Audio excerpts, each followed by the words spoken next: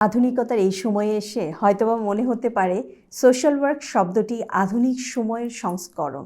কিন্তু আমরা যদি একটু আমাদের দিকে তাকাই, আমাদের যে ছোটোবেলাটা ছিল, ছোটোবেলায় আমরা যখন গ্রামে যেতাম আমরা দেখেছি আমাদের দাদিদের নানিদেরকে দেখেছি পাশের বাড়িতে বিয়ে হচ্ছে, সকাল থেকে তারা সেখানে সহযোগিতা করছেন, বা কোনো বাড়িতে সন্তান হবে, সন্তান সম্ভবা মা আছেন, তাদেরকে তিনি তার অভিজ্ঞতার আলোকে সহযোগিতা করছেন।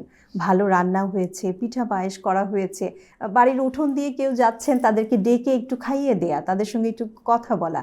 এই যে সোশ্যাল, একজন মানুষ যখন সোশ্যাল হতে পারে তখন কিন্তু সে তার নিজেকে আবিষ্কার করতে পারে, আনন্দের ভুবনে সে থাকতে পারে।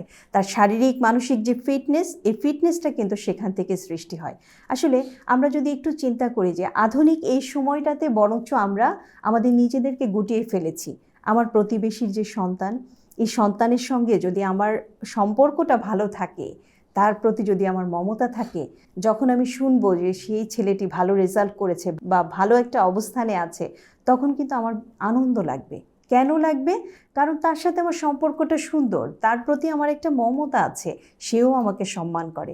অর্থাৎ তখন মনে হবে যে না, আমার কেউ ভালো রেজাল্ট করেছে। আসলে আত্মকেন্দ্রিকতা একজন মানুষকে কখনোই সফলতার পথ দেখায় না। আর আমরা নারী, আমরা তো মমতাময়, সবার জন্য আমাদের মমতাটা সমানভাবে থাকবে। আসলে যখন আমরা সোশ্যাল হতে পারবো, সোশ্যাল ওয়ার্কের সঙ্গে নিজেকে সম্পৃক্ত রাখতে পারবো, তখন যে সার্বজনীন মমতা, এই সার্বজনীন মমতার প্রকাশ আমরা ঘটাতে পারবো।